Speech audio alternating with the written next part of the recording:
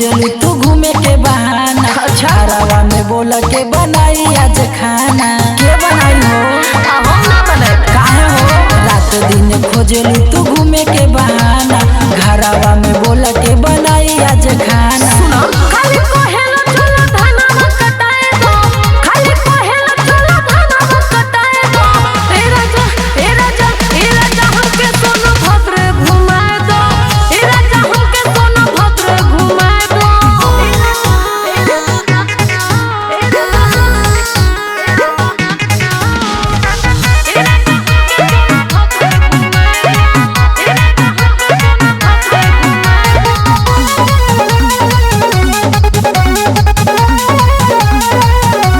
सुना ये प्यारी तरकारी भइल महंगा। डाला दूधी गाढ़वा से ले आई बोलहंगा। अब की तहा लहंगा खरीदे। झूठ ना बोल, ठीक बानू। सुना ये प्यारी तरकारी